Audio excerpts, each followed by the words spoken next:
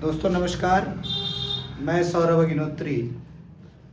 Agnihotri एडुलर्न academy से आज बहुत ही इम्पोर्टेंट डे आपके सामने प्रेजेंट हूँ।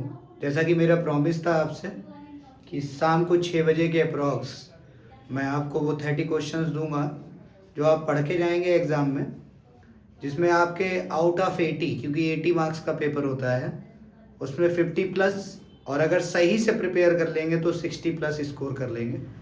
ठीक है, चलिए स्टार्ट करते हैं इस जर्नी को।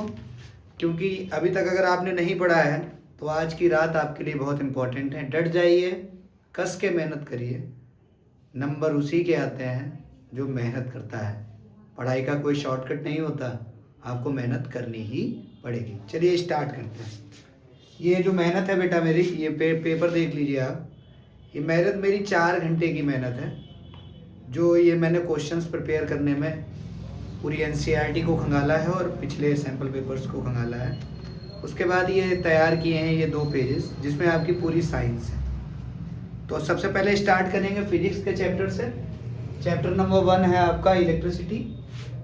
मैं बोर्ड पे लिखते भी जा रहा हूँ ताकि वीडियो में वो कंटेंट मौजूद रहे। ठीक है, चलिए स्टार्ट करते हैं। पहला जो आपका क्वेश्चन इससे इम्पोर्टेंट है वो है resistance and factors affecting resistance and factors affecting। Second जो इम्पोर्टेंट है बेटा, Ohm's law and it's limitation. Ohm's law and it's limitation, ये सेकेंड इम्पोर्टेंट है। इसके बाद थर्ड क्वेश्चन की जब मैं बात करता हूँ तो डेरिवेशन आप तैयार कर लीजिएगा। चांसेस न्यूमेरिकल्स के हैं, लेकिन डेरिवेशन भी पूछ लिया जा सकता है आपसे। Series and parallel combination with circuit diagram. Circuit diagram आपको बनाना है और सर्किट डायग्राम बनाने के बाद इसको आपको प्रूव भी करना है। ठीक है, इसके बाद अब मैं आऊँगा, ये तो 3 जो हैं थ्योरेटिकल क्वेश्चन मैंने बता दिए। एक्सरसाइज के जो क्वेश्चंस आपको तैयार करने हैं, एक्सरसाइज भी बताऊंगा और एग्जांपल्स भी बताऊंगा। एक्सरसाइज में आपको पढ़ना है क्वेश्चन नंबर 4, उसके बाद question number 12, question number 13, question number 14 और 15। ये आपको एक्सरसाइज में तैयार करना है। और इसके बाद जो आपको एग्जाम्पल्स तैयार करना है, एग्जाम्पल्स, क्योंकि इलेक्ट्रिसिटी जो है वो है चैप्टर नंबर 11। चैप्टर नंबर 11, तो आपका ये पहला एग्जाम्पल है 11.5 आपको प्रिपेयर करना है, 11.6 है और 11.9 है। ये दोनों एग्जाम्पल ये रजिस्टिविटी पे है। ठीक है, आपके एग्जाम्पल्स दिए हुए हैं एनसीईआरटी में। तो ये चैप्टर 1 के इम्पोर्टेंट हैं, ध्यान से देख लीजिए। वीडियोस के माध्यम से आप नोट भी कर सकते हैं और तैयार करते जाइएगा। ठीक है, इसी फेज में अब मैं आगे बढ़ूंगा क्योंकि सिलेबस बहुत ज़्यादा है। अब मैं बात करूंगा चैप्टर नंबर 2 की, जो कि है magnetic effect of current. Second जो चैप्टर हमारे सामने आता है वो आता है मैग्नेटिक इफेक्ट ऑफ करंट। देख लीजिए इसको, magnetic effect of current. Magnetic effect of current की बात कर लीजिए। चैप्टर 2 है मैग्नेटिक इफेक्ट ऑफ करंट। आपको पहला क्वेश्चन जो तैयार करना है वो तैयार करना है मैग्नेटिक फील्ड। मैग्नेटिक फील्ड क्या होती है and properties of magnetic field lines. Properties of magnetic field lines. Second जो हमारे सामने क्वेश्चन आता है वो आता है magnetic field produced due to circular coil and solenoid. ये तैयार करके जाना है आपको बहुत ही अच्छी तरीके से। ये दो डेरिवेशन है, अलग अलग हैं, एक सोलेनाइड है एक सर्कुलर कॉइल है। ये आपको प्रिपेयर करके एग्जाम में जाना है। क्वेश्चन नंबर जो थर्ड हमारे पास आता है वो आता है Fleming left hand rule and Maxwell right hand thumb rule. Maxwell right hand thumb rule बहुत ही ज़्यादा इंपॉर्टेंट हो जाता है। इसके बाद जो क्वेश्चन नंबर फोर्थ आप तैयार करेंगे वो तैयार करेंगे domestic electric circuit. Domestic electric circuit, साथ ही साथ इसके साथ आपको दो चीजें और पढ़ लीजिएगा, एक overloading and short circuiting. Overloading and short circuiting, ये आपका जो है ये चार क्वेश्चंस हैं, मैग्नेटिक इफेक्ट ऑफ करंट से हैं। अच्छे से देख के जाइएगा। एक इसमें से आपको 2 नंबर में मिलेगा, एक आपको 3 नंबर में मिल जाएगा। डिनोशन में इसलिए नहीं कर रहा हूँ, कोई भी क्वेश्चन कितने भी मार्क्स में आ सकता है, लेकिन आएगा इसी में से, ये मान के चलिए। ठीक है, ये मैं अश्योर कर सकता हूँ, इसमें से आपको क्वेश्चन मिलने वाला है। चलिए नेक्स्ट देखिए। ठीक है, थोड़ा सा समय दे रहा हूँ ताकि आप इजीली नोट भी कर पाएं। चलिए अब आ जाते हैं हम चैप्टर नंबर 3 पे आते हैं, light refraction and reflection and refraction. Chapter number 3 देखेंगे। चैप्टर 3 है आपका लाइट रिफ्लेक्शन एंड रिफ्रैक्शन। थोड़े से ज्यादा क्वेश्चन है, चैप्टर बहुत ब्रॉड है। ठीक है, चैप्टर बड़ा है तो इम्पोर्टेंट भी ज्यादा है, बहुत ज्यादा पोर्शन आता है। पहला जो क्वेश्चन आएगा आ सकता है 2 मार्क्स में, आपसे पूछा जाता है रिफ्लेक्शन क्या होगा and laws of reflection. Refraction and laws of reflection आपसे पूछा जा सकता है। ये आपका फर्स्ट इंपॉर्टेंट क्वेश्चन हो गया। इसके बाद सेकंड में, क्योंकि मिरर आप पढ़ेंगे तो रे डायग्राम बहुत इंपॉर्टेंट हो जाते हैं। रे डायग्राम की अगर मैं बात करूंगा तो पहले मैं उठाऊंगा कॉन्वेक्स। ठीक है, कॉन्वेक्स मिरर उठाऊंगा। क्या उठाऊंगा? कॉन्वेक्स मिरर को मैं उठाऊंगा। कॉन्वेक्स मिरर में आप पढ़ेंगे, जब ऑब्जेक्ट रखा है हमने कहा एट इंफिनिटी, कहाँ रखा है ऑब्जेक्ट? इंफिनिटी। सेकेंड हमने ऑब्जेक्ट कहाँ रखा है? Between C and F, centre of curvature और फोकस के बीच में। और थर्ड ऑब्जेक्ट हमने कहाँ रखा है? Between pole and focus. Pole and focus में रे डायग्राम आप ये 3 तैयार कर लीजिए, 3 मार्क्स में आपको ये देखने को मिलेगा। इसके बाद आइए क्वेश्चन नंबर 3 देखिए। क्वेश्चन नंबर 3 में इसी तरीके से रे डायग्राम बात करेंगे मैं। एक केस है जो कि है कॉनकेव का। कॉनकेव मिरर में 2 केसेस हैं एनसीईआरटी में, आपको सिर्फ एक पढ़ना है। और वो केस है जब ऑब्जेक्ट रखते हैं हम कहाँ? Object between infinity and pole.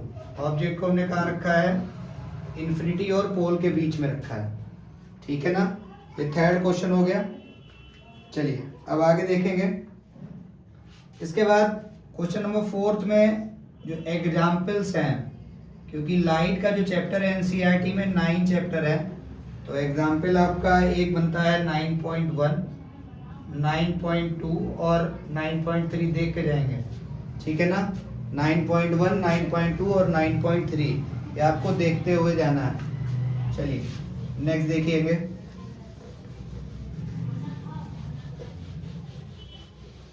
Next देखेंगे। नेक्स्ट मैं बताऊंगा, आप पढ़ेंगे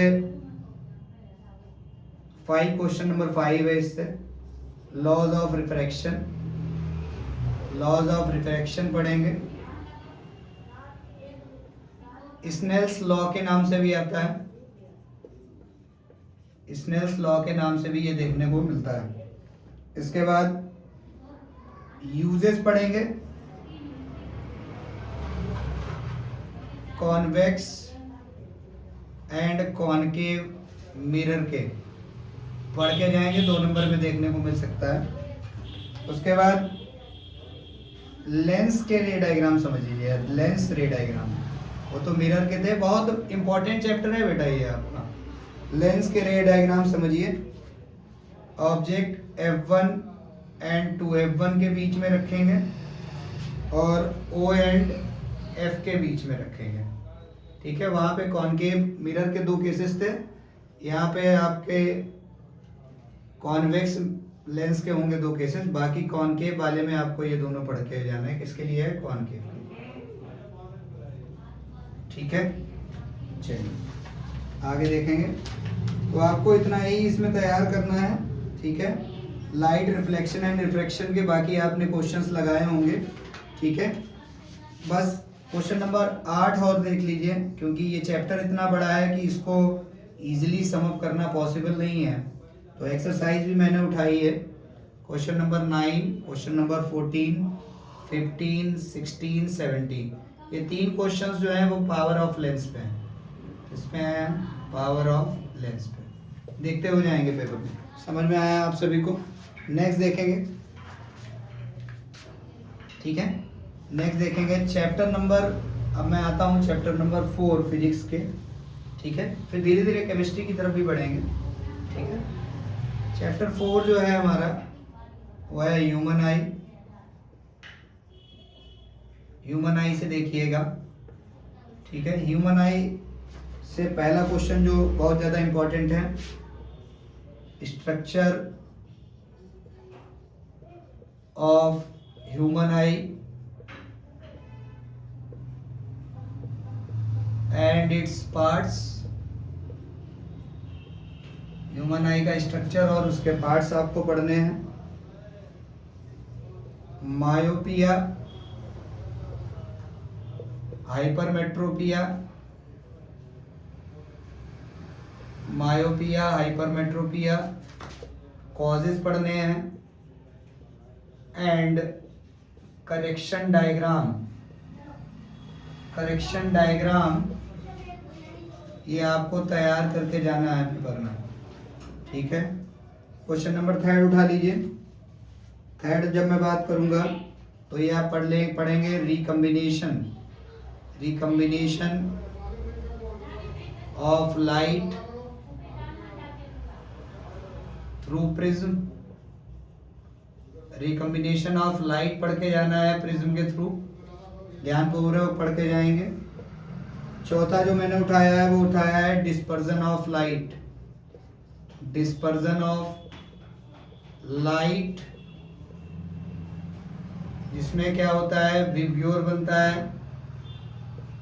विबग्योर पैटर्न वाला जो डायग्राम है, इसमें स्पेक्ट्रम बनता है, वो आपको तैयार करना है, ध्यानपूर्वक पढ़ के जाएंगे। उसके बाद कुछ क्वेश्चंस हैं जो आप तैयार करेंगे।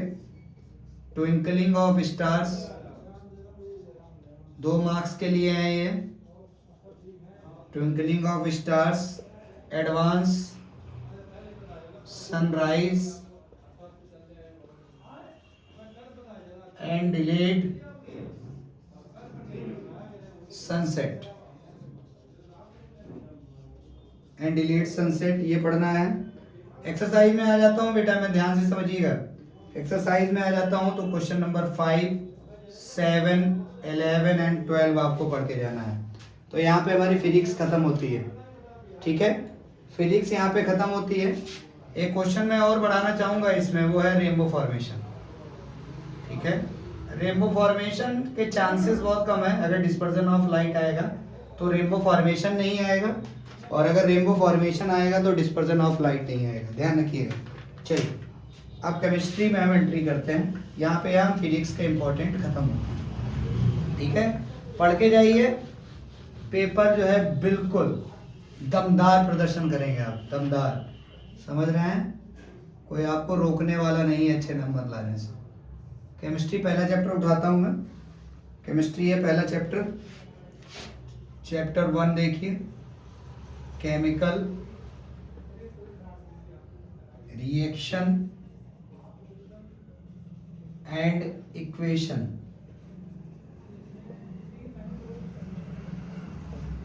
ठीक है, ध्यान से समझिएगा। इसमें क्योंकि केमिस्ट्री सब्जेक्ट एक ऐसा सब्जेक्ट है जिसमें बुक के मिडिल से बहुत से क्वेश्चंस आते हैं, तो मैं आपको पेज नंबर्स के हिसाब से बताऊंगा। पेज नंबर 6 पे आप पहुंचेंगे, वहां आप तैयार करेंगे क्वेश्चन 2 एंड 3। पेज नंबर 10 पे आप पहुंचेंगे, आप तैयार करेंगे क्वेश्चन नंबर 1, ठीक है।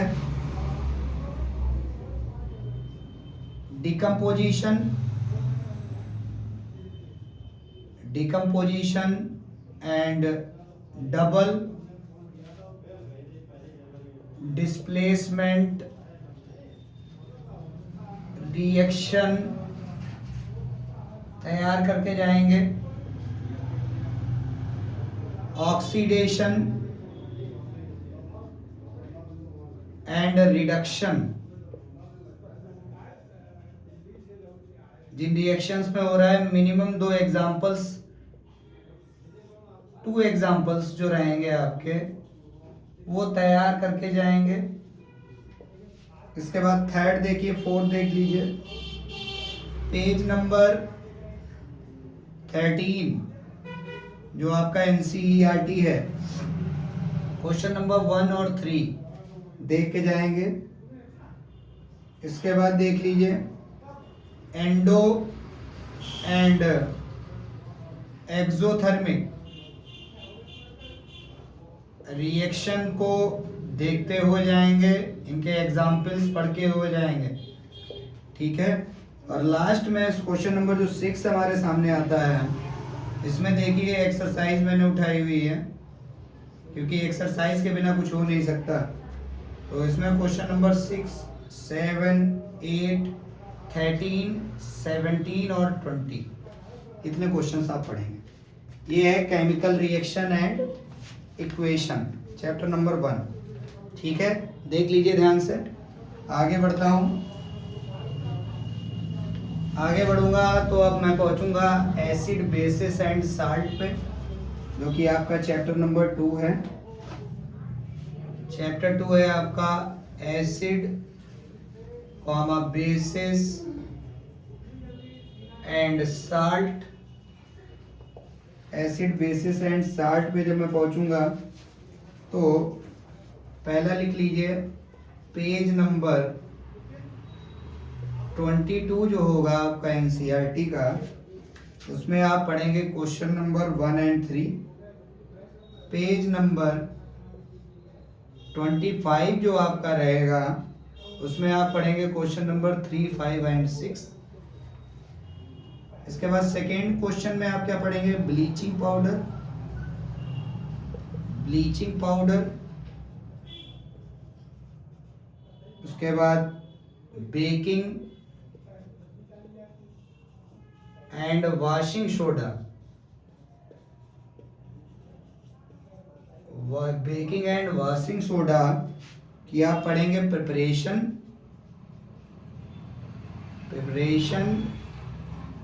एंड रिएक्शन, ये पढ़ के जाएंगे।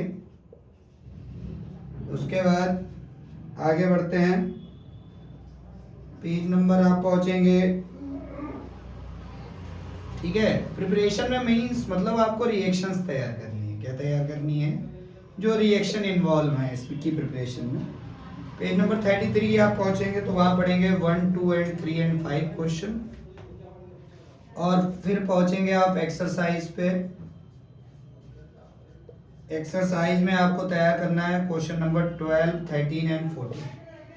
तो ये आपका एसिड बेसिस साल्ट के लिए इम्पोर्टेंट है, ठीक है। इनकी आप तैयारी कर लीजिए अच्छे से, ताकि आपको बाद में अफसोस ना हो, ठीक है। चलिए चैप्टर 3 की ओर बढ़ेंगे। चैप्टर 3 हमारा जो है वो हमारे सामने है metal and non metals. Metal and non metals, ठीक है। पहला जो इंपॉर्टेंट है वो है physical and chemical properties metal comma non metal and metalloid and metalloid के बारे में पढ़ के जाएंगे, आप ध्यान रखिएगा ये। इसके बाद फिर सेकेंड आता है पेज नंबर 46 पे पहुंचेंगे। एनसीईआरटी का है पेज नंबर 46। इन टेक्स्ट क्वेश्चन बहुत सारे मैंने दिए हैं इसमें क्वेश्चन नंबर 1, 3 एंड 4 पढ़ेंगे।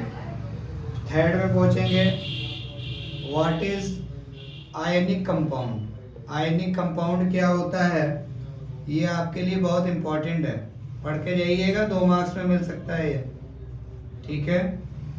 उसके बाद कोरोजन पढ़ना है ध्यान से। कोरोजन क्या होता है, प्रिकॉशंस क्या होती हैं इसकी, ठीक है। एग्जाम्पल भी एक पढ़ लेंगे। और एक्सरसाइज में जब हम पहुंचेंगे, एक्सरसाइज में जब आप पहुंचेंगे तो आपको question number 8, question number 9, 11, 12, 13 and 16 इतने क्वेश्चंस आपको तैयार करने हैं मेटल एंड नॉन मेटल्स में। देखिए केमिस्ट्री में आंसर बहुत लिमिटेड होते हैं, छोटे छोटे आंसर्स होते हैं।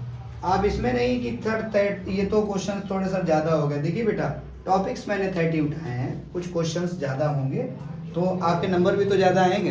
तो पढ़ना तो आपको पड़ेगा, आपके पास और कोई चॉइस नहीं है, आपको पढ़ना तो है ही। अगर आप नहीं पढ़ेंगे तो आप साइंस में अच्छा परफॉर्म नहीं कर पाएंगे।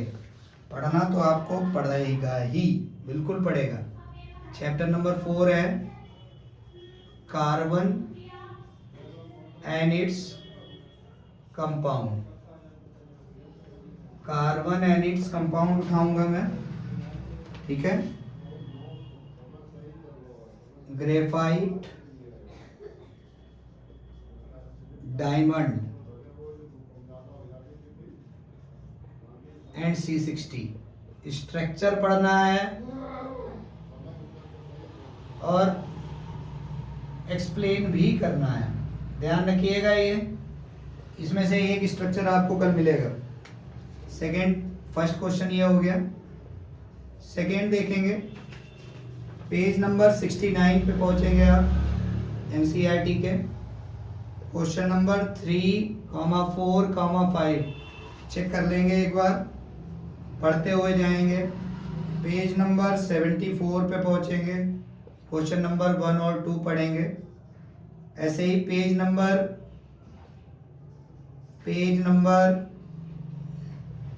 76 पे पहुंचेंगे तो क्वेश्चन नंबर 1 पढ़ के जाएंगे। अब मैं आऊंगा एक्सरसाइज पे। शॉर्ट ड्यूरेशन में बेटा पेज नंबर से ही मैं क्वेश्चन नंबर ही बता पाया हूँ आपको, क्योंकि इतना पॉसिबल नहीं था कि मैं पूरा क्वेश्चन नोट कर पाऊँ, ठीक है। और एक्सरसाइज में आपको पढ़ना है 4, 6, 8, 10, 12 एंड 15। ये आपका कार्बन एंड इट्स कंपाउंड का इंपॉर्टेंट पोर्शन है, ठीक है। समझ में आए आप लोग। चलिए अब हम मूव ऑन करेंगे बायोलॉजी की तरफ। इधर मूव ऑन करेंगे बायोलॉजी की तरफ। बायोलॉजी जो कि मुझे सबसे कम पसंद है, फिर भी मैं अपने बच्चों के लिए जरूर पढ़ता हूँ ये, क्योंकि बच्चों के नंबर भी तो लेके आने हैं, ठीक है। लाइफ प्रोसेस, पहला चैप्टर मैंने उठाया लाइफ प्रोसेस। फर्स्ट देख लीजिए autotrophic and heterotrophic. Trophic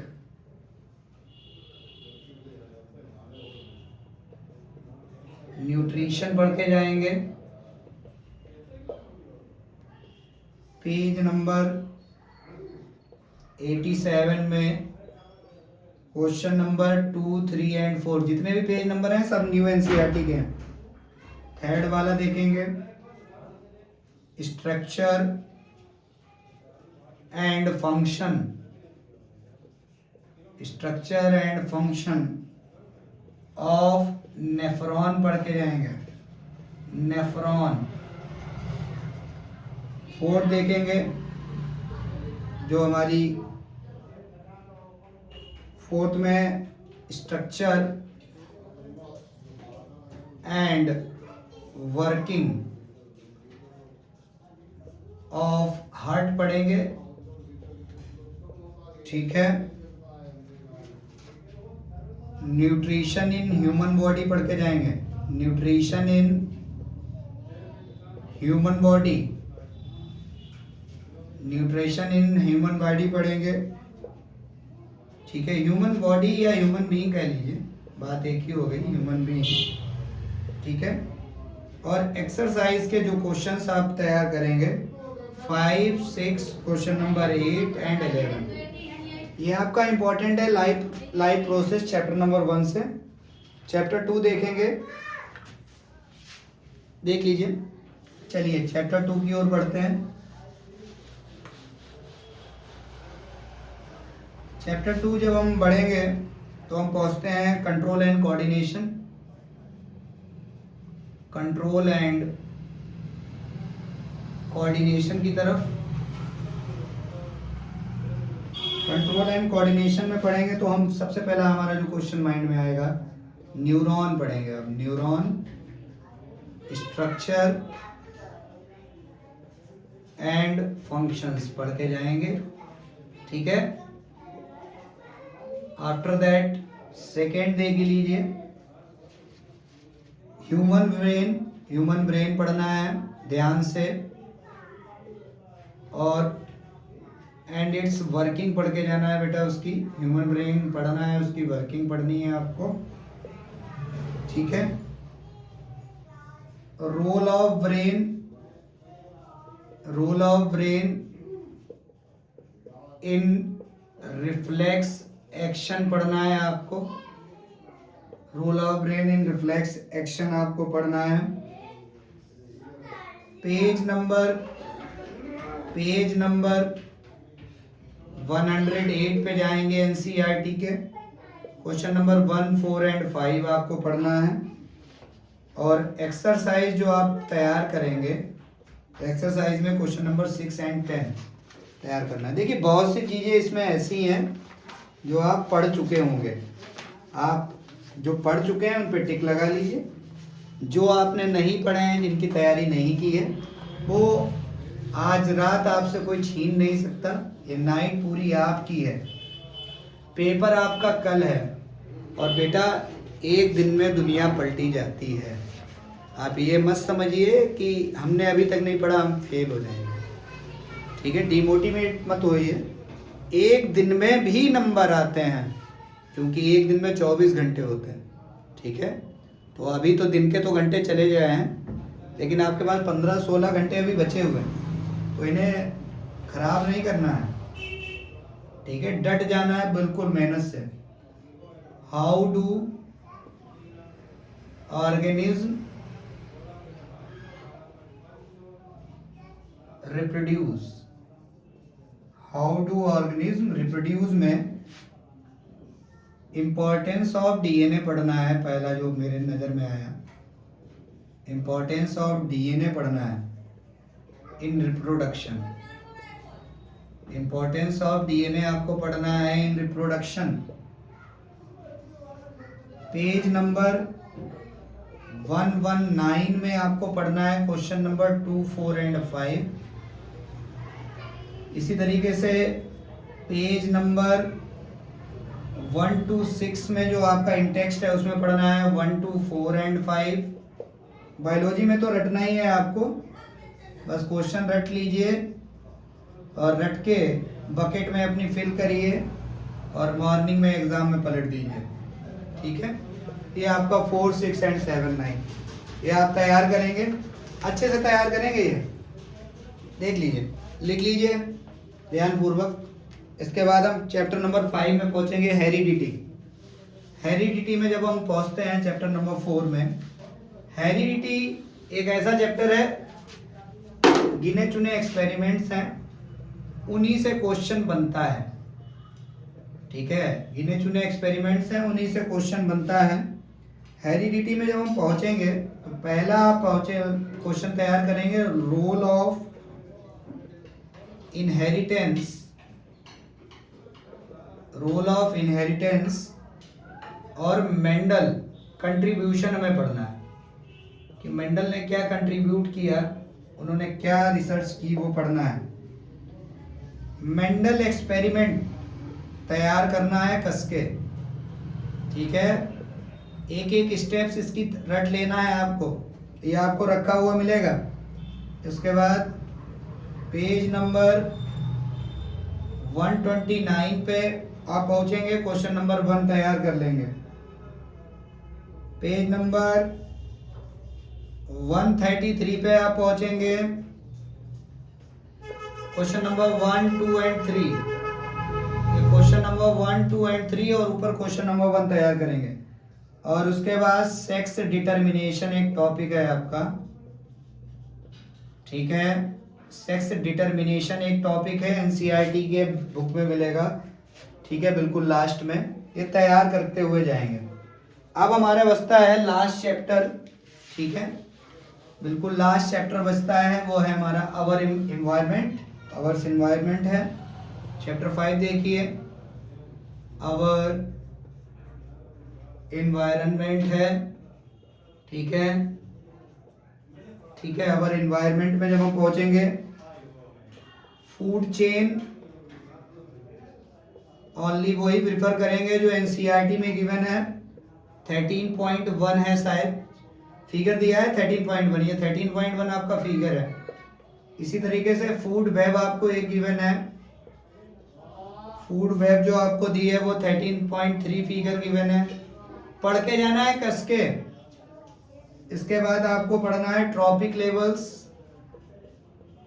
trophic levels तैयार करना है, energy diagram, energy distribution diagram तैयार करना है।